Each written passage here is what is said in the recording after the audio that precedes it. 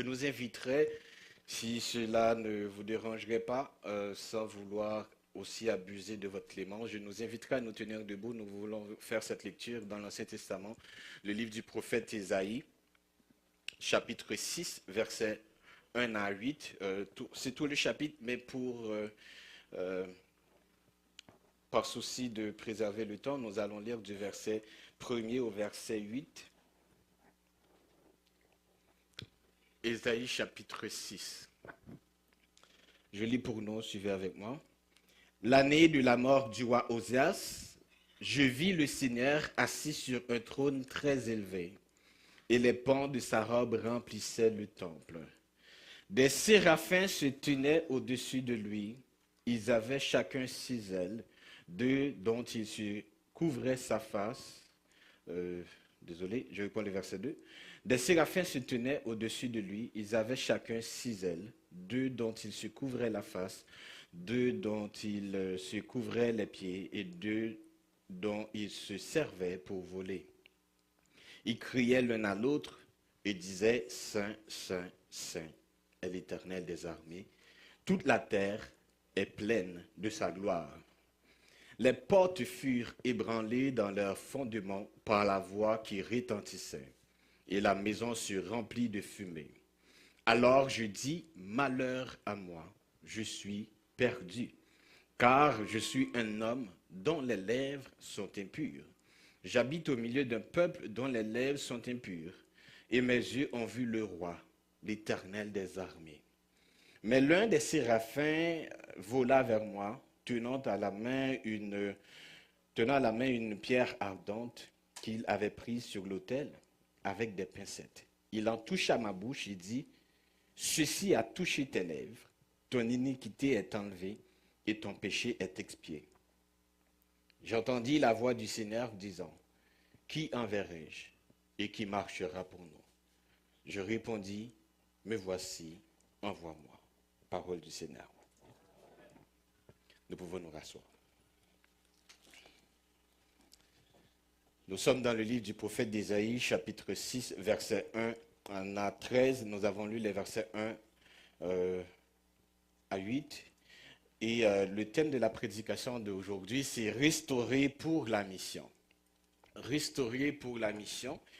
Nous allons voir à travers ce temps de partage dans la parole, un homme qui a été restauré pour accomplir une mission, qui va nous inspirer aussi comment le Seigneur nous restaure afin que nous puissions contribuer à sa mission, à la mission de Dieu. Et j'aime parler de la mission de Dieu, comme le pasteur Paul l'a si bien dit tout à l'heure. J'ai une formation missionnaire transculturelle, donc c'est un gros mot qui veut dire faire la mission dans plusieurs cultures. On peut traverser plusieurs cultures pour parler de l'Évangile. Et c'est quelque chose qui me tient à cœur. Je suis passionné de ça. Et la mission est au cœur de toutes les activités que nous faisons.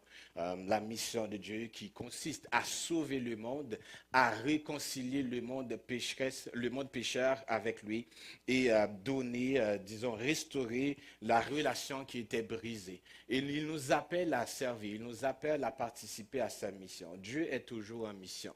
Nous avons un Dieu missionnaire. Amen, Église? Nous avons un Dieu missionnaire, un Dieu qui, depuis la Genèse, lors de la chute, qui part en mission, qui cherche l'homme, qui cherche à rétablir le lien qui a été brisé. Et on a vu dans l'Ancien Testament ce Dieu qui établit des principes, des préceptes pour pouvoir retrouver l'homme. Et dans le Nouveau Testament, on voit Jésus qui vient pour faire la volonté du Père. Et dans l'Évangile selon Jean, le chapitre 3 au verset 16, nous avons un énoncé de mission, car Dieu a tant aimé le monde qu'il a envoyé son Fils unique, afin que quiconque croit en lui ne périsse point, mais qu'il ait la vie éternelle. C'est l'énoncé de mission de Dieu, aussi de Jésus-Christ, qui était venu pour sauver et trouver ou racheter les perdus. Et on part de la mission de Dieu, la mission Dei, on transite avec la mission du Christ. Et quand le Christ part, il va nous donner une mission à nous, à l'Église. Aller faire de toutes les nations, des disciples, les baptisant au nom du Père, du Fils et du Saint-Esprit. Et voici, je suis avec vous tous les jours jusqu'à la fin du monde. Et ailleurs, il va dire, comme le Père m'a envoyé, moi aussi je vous envoie. L'Évangile selon Jean, chapitre 20, verset 21. Dans notre texte, nous avons un homme qui va être restauré pour participer à la mission de Dieu. Ésaïe, le prophète. Ésaïe, le prophète, un prophète c'est quoi ou c'est qui? Un prophète c'est quelqu'un, c'est un porte-parole de Dieu. C'est quelqu'un qui a reçu un message de Dieu et qui porte le message de Dieu. Le prophète, il déclare, il dit ce que le Seigneur lui dit. Il ne parle pas de son propre chef, mais il reçoit de Dieu et il parle parce que Dieu a parlé. Le prophète parle parce que Dieu a parlé. Donc, le prophète est porte-parole de Dieu. Le prophète annonce parfois ce qui doit arriver. Donc, il prédit l'avenir. Il donne aussi des instructions ou des préceptes, des encouragements, des jugements. Il prononce des jugements pour le temps présent ou pour le futur. Il ne parle pas seulement pour le futur, mais il parle aussi pour le temps présent. Il donne des instructions de la part de Dieu. Et parfois, le prophète peut nous aider à comprendre aussi le passé en nous donnant une parole de Dieu qui éclaire une situation passée qu'on n'avait pas comprise. Donc, il peut donner aussi une parole dans une perspective pour comprendre ce qui s'était passé, une parole rétrospective. Le prophète parle de la part de Dieu. Ésaïe est prophète. Il est appelé, son nom signifie le salut de Dieu, le salut de Yahweh, le salut de Dieu. Donc, le Seigneur est maître de son salut et Ésaïe est celui qui porte le message du salut en quelque sorte. Son nom signifie le salut vient du Seigneur ou le salut vient de Dieu. Et c'est ce qu'il fait dans son texte, dans ce livre-là, du premier chapitre au chapitre 39, il donne des recommandations, il déclare des jugements, il montre aux gens, il montre au peuple la condition du peuple et comment le peuple a besoin d'être sauvé. Et ensuite, dans les chapitres 40 jusqu'au chapitre 66, c'est comme la Bible qui a 66 chapitres, 66 livres. Le livre d'Ésaïe a aussi 66 chapitres. Et du verset 1er au 39, qu'on considère comme la première partie du livre, il parle de condamnation, il parle de jugement, il parle de comment le peuple doit retourner à Dieu. Et à partir du chapitre 40, il y a une transition vers le salut qui est donné par la grâce, comment Dieu va agir par son serviteur pour restaurer non seulement Israël, mais l'humanité à travers Israël. Ésaïe est le plus grand des prophètes dans l'Ancien Testament, après Samuel et Moïse. Il est considéré comme le prince des prophètes. Donc celui qui a reçu la parole de Dieu, celui qui a reçu le plus de révélations concernant Jésus, celui qui a vu d'une manière claire. On l'appelle le prophète à la vue d'aigle. Il a une précision quand il voit, il a une précision quand il parle, comme s'il était présent. Et il a vécu 7 siècles avant Jésus, mais il voyait déjà tout ce que Jésus allait accomplir. Ça, c'était Ésaïe. Amen. Ça, c'était Ésaïe. Et c'est cet homme-là qui nous écrit dans le texte où est-ce que nous sommes. Au chapitre 6, Ésaïe va nous mettre dans le temps. Pour le message que je veux partager avec nous aujourd'hui, restaurer pour accomplir la mission, nous allons scinder le message en 3 parties afin de pouvoir bien l'assimiler. La première partie se trouve dans les versets 1 à 7, du verset 1er au verset 7e. On va trouver un moment. Ésaïe va passer un moment de la présence du Seigneur. Pour ceux qui veulent prendre des notes, le premier point, ou la première partie de mon message, c'est le moment qu'Ésaïe est en train de passer avec le Seigneur, dans la présence du Seigneur, au chapitre 6, verset 1 à 7. Après le moment, il va recevoir sa mission, ou bien la clarté de sa mission, au verset 8, c'est le deuxième point. Le premier, on a le moment, le deuxième, on a la mission. Et le troisième point ou la troisième partie, c'est le message qu'il porte dans sa mission, qu'on trouve du verset 9 au verset 13. Donc rapidement, nous allons voir cela pour pouvoir comprendre ce que le Seigneur veut nous dire. Est-ce qu'il y a quelqu'un avec moi ce matin? Je vous voyais chanter, danser tout à l'heure. Il ne faut pas somnoler pendant qu'on prêche. Ce n'est pas le temps de somnoler, on fera ça après. Le moment, Isaïe nous met dans le temps. L'année de la mort du roi Osias. L'année de la mort du roi Osias. Très précis. Un moment, c'est quelque chose qui arrive à un moment de la durée, un temps de la durée, qui arrive à un moment précis, il y a quelque chose qui se passe. L'année de la mort du roi Osias. C'est capital qu'on puisse comprendre ce que Isaïe est en train de dire ici de manière implicite. Le roi Osias était un des rois que Isaïe aimait. C'était son ami. Il vénérait Osias à quelques égards parce que Osias était un bon roi, un bon leader. Nous devons aimer nos bons leaders. Quand on a de bons leaders, on doit les aimer, on doit les apprécier, on doit les encourager. Chaque personne, nous avons nos finitudes, nous avons nos insuffisances, nos forces, nos lacunes. Cependant, quand on a un bon leader, nous devons apprendre à les aimer. Amen. Nous devons apprendre à les aimer. Et Isaïe aimait Osias. Si Haïti est là où il est, c'est à cause de nos leaders. Je ne vais pas rentrer là-dedans, on retourne dans la Bible. On doit aimer nos leaders. Amen. Quand on a un bon leader, on doit apprendre à l'honorer et en prendre soin. Amen. Osias était rendu à quelques égards trop bien dans son rôle et il a péché contre Dieu et la conséquence était la mort. Esaïe était fâché contre Dieu, en colère. Tu viens de tuer un bon roi. Il a fait un petit péché.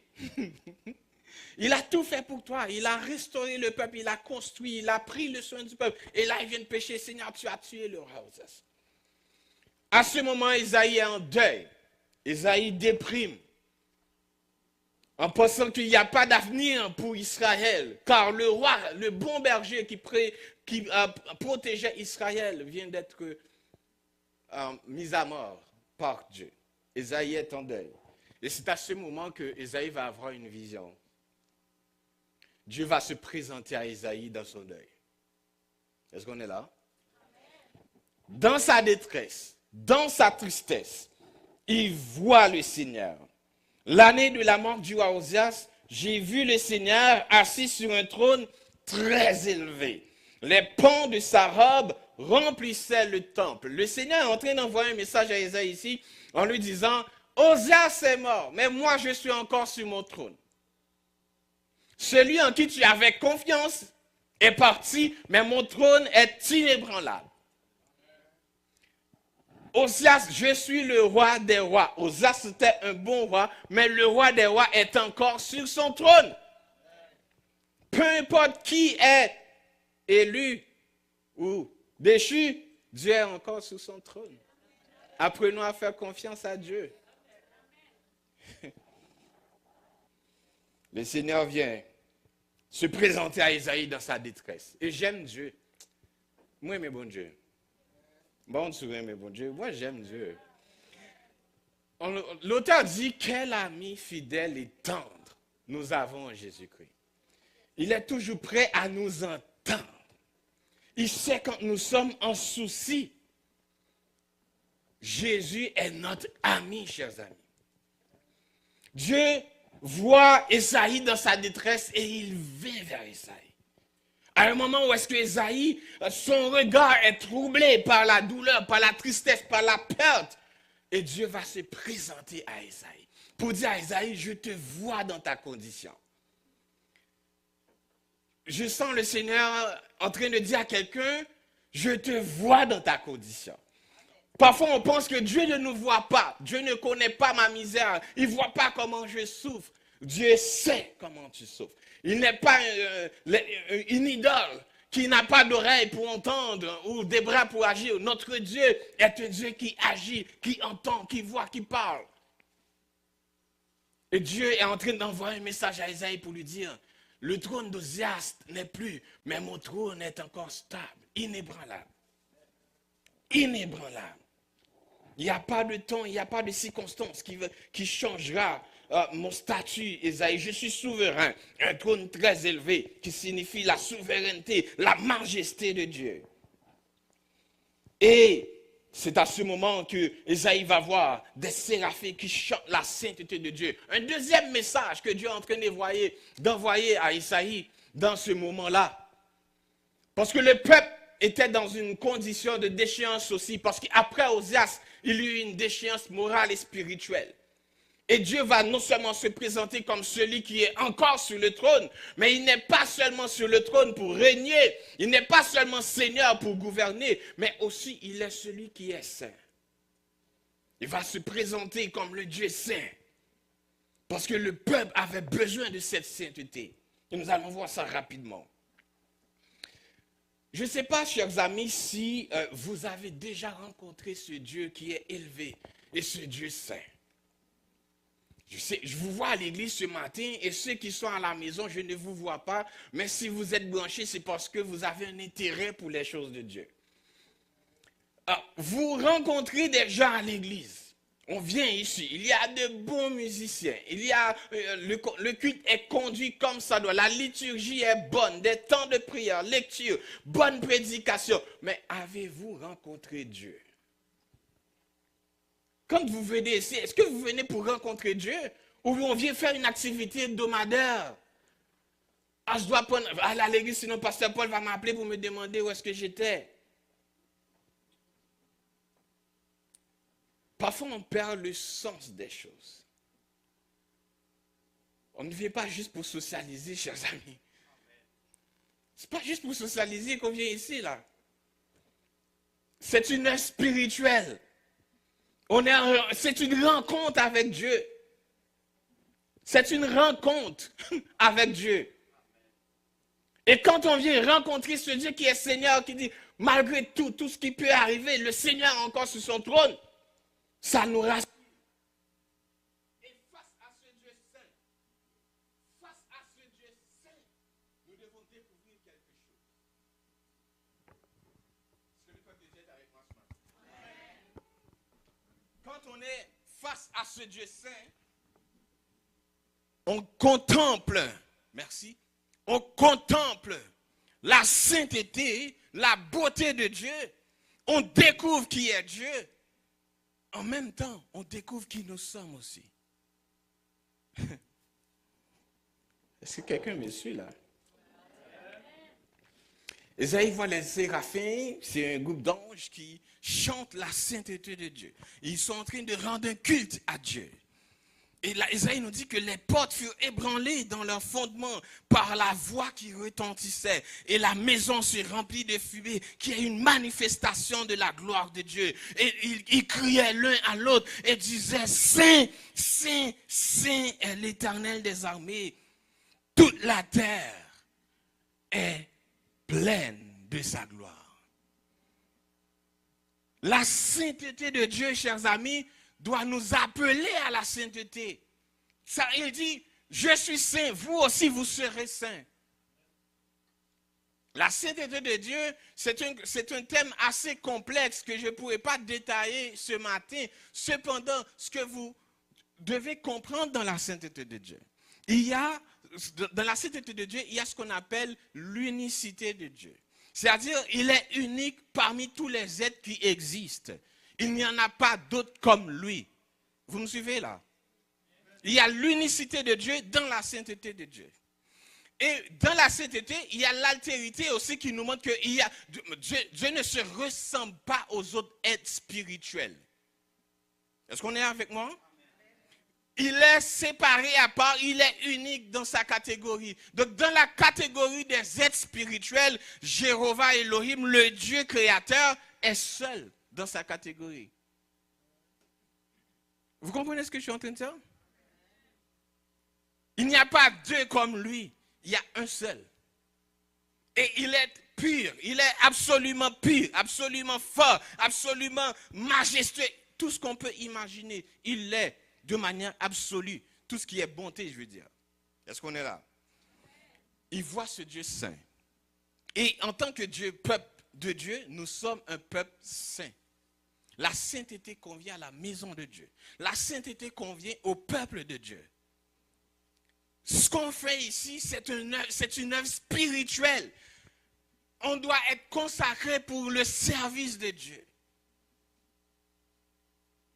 Je prêche dans beaucoup d'églises, je ne parle pas de cette église ici. Il y a tellement d'églises qui ont peur de parler de la sainteté. Aujourd'hui, la sainteté convient à la maison de Dieu. Si l'église est le peuple saint,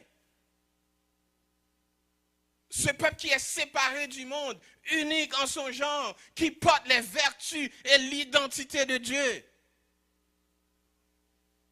Notre Dieu est saint et nous appelle à être saints. La sainteté convient à la maison de Dieu, aux gens de Dieu. Psaume 93, verset 5. Et Pierre va nous dire, 1 Pierre 1er, verset 15-16. Mais puisque celui qui vous a appelé est saint, vous aussi soyez saints dans toute votre conduite, selon qu'il est écrit. La sainteté, ce n'est pas une affaire des dames missionnaires, ou des pasteurs, ou des ouvriers de l'église. La sainteté, c'est l'affaire de tout le monde. Vivre dans la sainteté, ce n'est pas pour les gens qui montent sur la chair seulement le dimanche matin. Samedi soir, on va se consacrer parce que demain, il y a le culte, ou bien il va y avoir culte de Sainte-Seine, on va se consacrer pendant cette semaine. La sainteté, doit être quotidienne, c'est notre nature même. Dieu attend qu'on soit saint et qu'on vive dans la sainteté, qu'on mène une vie sainte. Je n'ai pas dit saine, sainte. Éloigné des souillures du monde, éloigné de l'impureté du monde. Et Ésaïe ne pouvait pas participer à l'adoration parce qu'on est en train d'adorer le Dieu saint et là il est debout. Il voit Dieu et en voyant Dieu, il se rend compte de sa nature, de son état, de sa condition. Au lieu d'adorer avec les... Parce qu'il ne peut pas adorer, il n'est pas saint. Au verset 5, regarde qu'est-ce qu'il dit. Les anges adorent. Lui, il dit, malheur à moi, je suis perdu. C'est dans le moment qu'il est en train de passer avec Dieu qu'il est en train de réaliser tout cela. Il est en train de réaliser son état. Malheur à moi, je suis perdu. C'est la condition de tout homme. Nous sommes perdus sans Dieu. Nous sommes éloignés de Dieu. Et quand on contemple la beauté de ce Dieu, on rend compte qu'on est insuffisant en ce qu'il s'agit de moralité, de pureté. Je suis perdu. Le monde est perdu. Nous sommes perdus.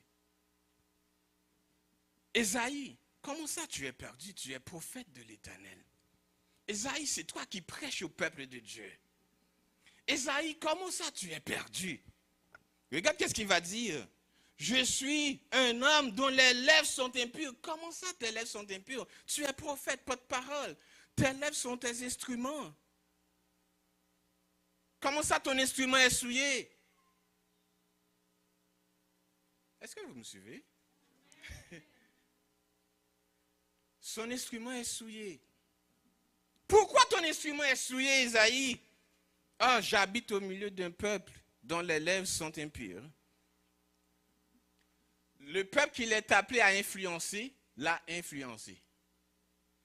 La société qu'il est appelé à influencer, il est influencé par cette société souillée.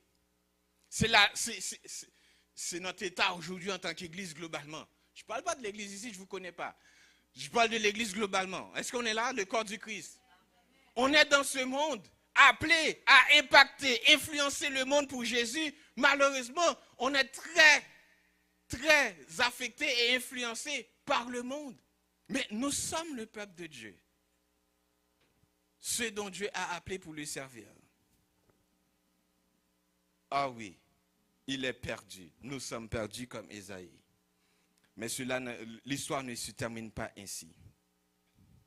L'un des séraphins vola, tenant à la main une pierre ardente qu'il avait prise sur l'autel avec des pincettes, et il toucha ma bouche et dit, ceci a touché tes lèvres, ton iniquité est enlevée et ton péché est expié. C'est ce que le Seigneur veut faire avec nous. C'est ce que le Seigneur a fait pour nous. Il voit notre misère, Mais il ne nous laisse pas dans notre misère. Il vient nous sauver. Dieu a tant aimé le monde. Il a donné son Fils unique. Il a fait le premier pas pour venir vers nous, pour venir à nous, afin de nous ramener à lui. Ésaïe a été purifié. Dans ce moment, Ésaïe est en train de passer avec le Seigneur. Il a rencontré le Seigneur. Il a reconnu son état. Et là, il va recevoir son pardon. Es-tu prêt ou prête à recevoir le pardon de Dieu ce matin? Beaucoup d'entre nous, nous ne pouvons pas servir Dieu parce que notre conscience n'est pas pure. Il y a une culpabilité dans notre esprit. Eh bien, ce matin, je vous dis, par la grâce de Dieu, le Seigneur peut purifier notre conscience. Le Seigneur peut nettoyer ou enlever le fardeau qui pèse dans nos pensées. Il peut guérir notre mémoire, la mémoire de culpabilité, la mémoire du péché. Le Seigneur est capable de le faire en expiant notre péché afin que nous soyons restaurés pour le servir. Ici, Ésaïe est en train de retrouver une restauration morale, spirituelle pour pouvoir servir le Seigneur. Déjà émotionnellement, le Seigneur est venu à lui tandis qu'il était dans une détresse, mais aussi il était en difficulté spirituelle et morale. Et ici, nous voyons une restauration qui est en train de se faire. Et ce n'est qu'après la restauration, Ésaïe va dire, j'entendis le Seigneur, j'entendis la voix du Seigneur disant, qui enverrai-je, qui marchera pour nous? Il entend la parole, il entend l'appel. Le Seigneur ne s'adressait pas à Ésaïe, mais le fait que Ésaïe soit restauré, habilité maintenant à servir, il se porte volontaire pour la mission de Dieu. On est passé du moment, il a passé un très beau moment de la présence de Dieu. Beaucoup d'entre nous, nous nous arrêtons au premier point. J'ai passé un moment à l'église. On passe un moment. On a bien chanté. La prédication était bonne. C'est un beau moment. Parfois même on pleure. Tellement que le moment est bon. Après ce moment, vous faites quoi? On rentre chez nous, manger le poulet, puis partir. On passe du bon moment, mais ces moments-là doivent nous conduire, doivent nous équiper pour la mission. Les moments que nous passons ensemble, dans le culte familial, le culte personnel, le culte communautaire, ce sont des moments d'équipement, de ressourcement pour participer à la mission de Dieu. À l'église, on vient le dimanche juste passer un bon moment, mais qui va nettoyer l'église? Qui va contribuer pour que le culte se fasse? Qui s'impliquera ou s'engagera pour que l'église participe réellement à sa mission, accomplisse les projets que le Seigneur donne aux leaders de l'église? Ah, on vient juste passer un bon moment? Et après on retourne à la maison à dimanche prochain? Non. Après les moments, il y a toujours une mission. Ou il y a toujours un mouvement. Qui enverrai-je? Qui va aller dans les écoles dire que Jésus est Seigneur? Qui parlera du Seigneur dans ton travail? C'est pas pasteur Paul? Souvent les gens me font ça. Pasteur, j'ai quelqu'un dans mon travail qui veut connaître le Seigneur. Mais toi, tu fais quoi? Tu fais quoi? C'est à toi d'abord de l'introduire au Seigneur, de l'inviter à l'église. Après nous, on va continuer le travail. Est-ce que l'église me suit ce matin? Si ma théologie n'est pas bonne, pasteur Paul est un grand théologien. Après, il va nettoyer tout ce qui n'était pas bon. Mais ce matin, je vous parle un petit peu, ok? C'est bon? Il a passé un bon moment. Maintenant, il est dans la mission. Qui enverrai-je? Qui va travailler dans le ministère de la jeunesse? Qui sera responsable du ministère des dames? Qui va travailler avec le ministère des hommes? Qui sera responsable de la louange dans le temple? Qui fera le service communautaire? Qui va contribuer pour qu'on achète le local?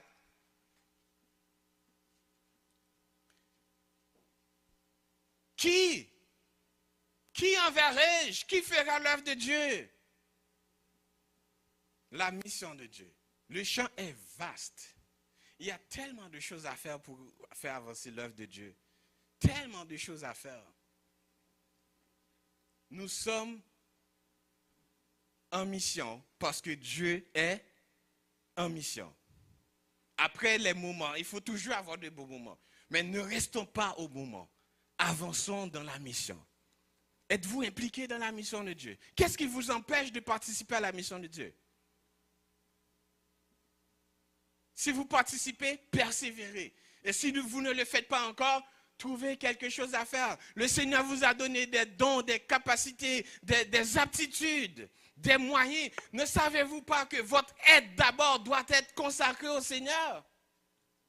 Le corps, l'âme, l'esprit sont consacrés au Seigneur. Déposez votre vie comme un sacrifice vivant. Ok? Le Seigneur attend votre être. Le Seigneur attend vos avoirs. Le Seigneur attend votre savoir et votre pouvoir. Quels sont les moyens que nous pouvons mettre pour avancer l'œuvre de Dieu? Chaque personne ici, on ne vient pas juste prendre un petit culte et on retourne à la maison. Je suis membre de cette église. Je participe. Le pasteur Paul ne m'a pas parlé, ok? Pour ne pas dire, le pasteur, on dirait qu'il a parlé au pasteur. Non, on ne s'est pas parlé. Il m'a juste dit, venez prêcher. Je dis, donne-moi la date, l'adresse, on vient. Pas vrai, pasteur Paul? Je n'ai pas demandé qu'est-ce qui se passe à l'église. Je prêche. Je ne vais pas être long, je finis. Mais on participe à la mission. Votre aide d'abord. Ensuite, votre avoir. Nos possessions doivent être au service de Dieu. Notre savoir, notre intelligence, connaissance. Que sais-tu faire? Comment peux-tu contribuer?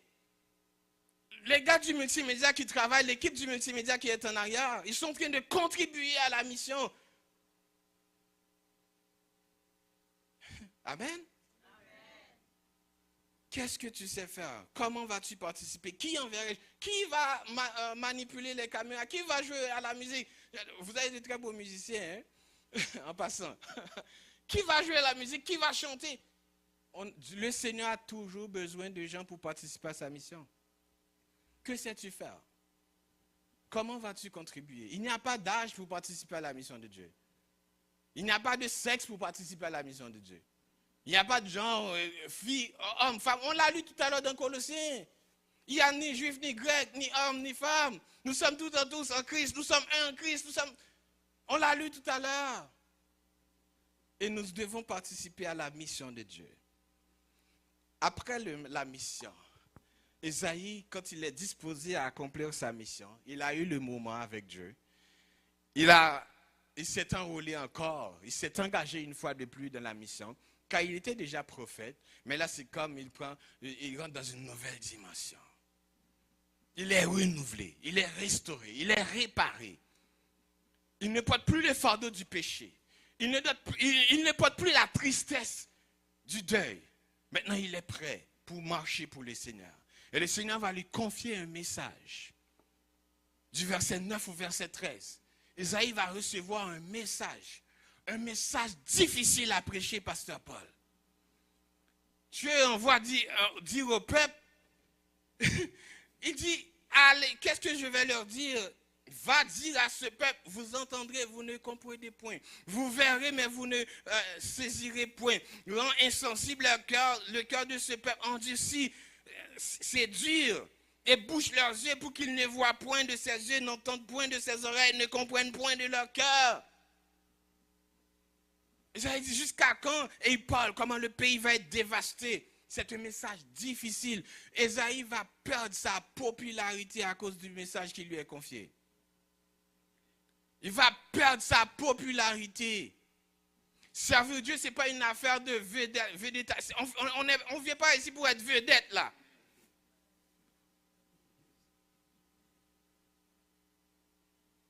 On ne joue pas parce que je suis artiste, je vais chanter le dimanche matin. Non, ce n'est pas la place là. Ici, c'est la place où est-ce qu'on vient pour se sacrifier. On vient pour dire, Seigneur, je viens à ton hôtel. Est-ce qu'on est là à l'église? Esaïe va perdre sa popularité et à la fin de son ministère, il sera tué. Un message difficile à prêcher. Comme aujourd'hui, le Seigneur t'envoie dire au peuple, d'ici, vous êtes perdus. Vous allez en enfer. Toi vous êtes cruel, vous êtes méchant. Ils vont vous dire ça. Vous êtes méchant, vous êtes sans cœur. Comment vous voulez dire aux gens qu'on va en enfer? C'est un message impopulaire. Et aujourd'hui, les pasteurs ne veulent pas prêcher les messages impopulaires. Parce que aussi le peuple ne veut pas entendre ce type de message. Esaïe va perdre sa notoriété, sa popularité, disons, à cause du message qu'il a reçu. Mais il sait que c'est la mission de Dieu. C'est le prix à payer pour la mission de Dieu. Je ne suis pas en train de dire à chacun que Dieu va vous donner un message difficile. Là, okay?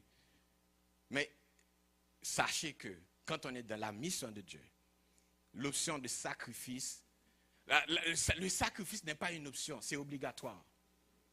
Se sacrifier, qu'est-ce qu'on va mettre de côté? Qu'est-ce qu'on va perdre pour accomplir la mission de Dieu?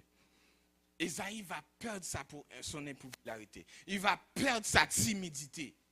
Il va prendre son courage à deux mains pour aller prêcher la parole, faire la mission, dire ce que le Seigneur lui a demandé de dire. Sommes-nous prêts aujourd'hui? Et qu'avons-nous besoin? Quel type de restauration avons-nous besoin pour participer à la mission de Dieu? Et aujourd'hui, nous sommes porteurs d'un message. Un message, d'abord, celui qui ne croit pas sera condamné. Mais on ne s'arrête pas là seulement. Cependant, à tous ceux qui l'ont reçu, à tous ceux qui croient en son nom, il a donné le pouvoir de devenir enfants de Dieu. Donc, il y a une porte de sortie. C'est le contenu du message de l'évangile de Jésus-Christ. Parler aux nations qu'il y a une porte de sortie. Oui, vous avez besoin de Jésus parce qu'un jour, nous mourrons tous.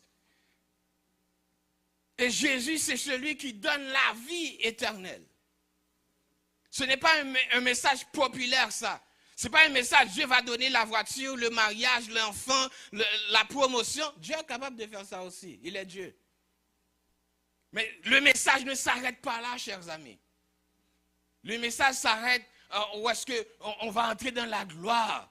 Il nous appelle à entrer dans la gloire. Il nous appelle à entrer en relation. Nous sommes ambassadeurs de Dieu. Esaïe était porteur du message. Nous sommes porteurs de message, de paix, de réconciliation, d'espoir pour le monde. Quel message portes-tu? Demain, tu vas peut-être travailler ou aller à l'école.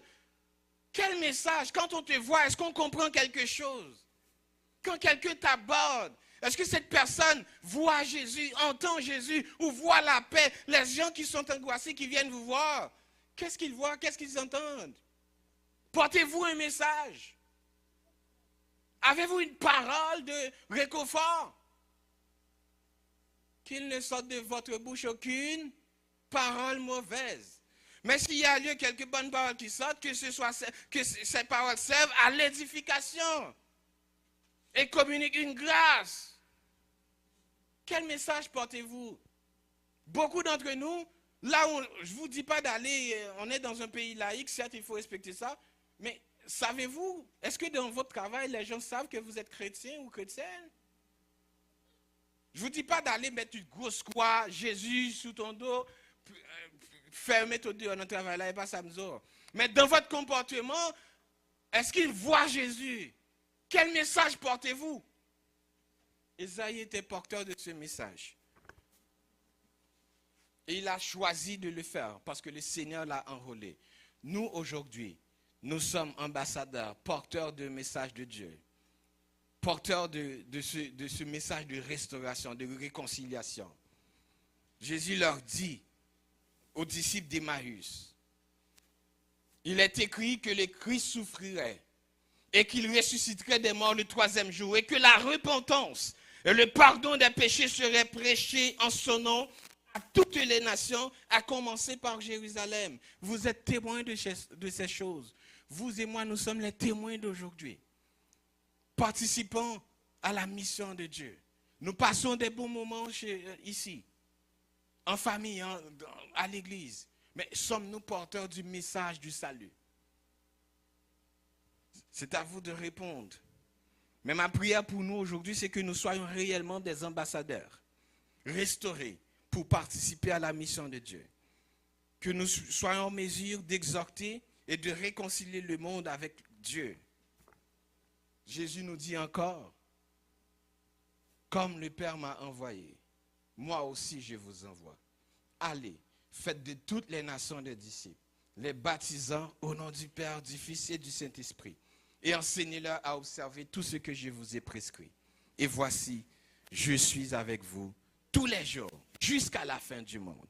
Quand Dieu nous envoie, il nous accompagne, il nous équipe, il nous précède. Nous ne sommes pas seuls. Amen. Que ces paroles puissent vous édifier, chers bien-aimés, et que le Seigneur puisse vous utiliser pour participer à sa mission. Que Dieu vous bénisse. Amen.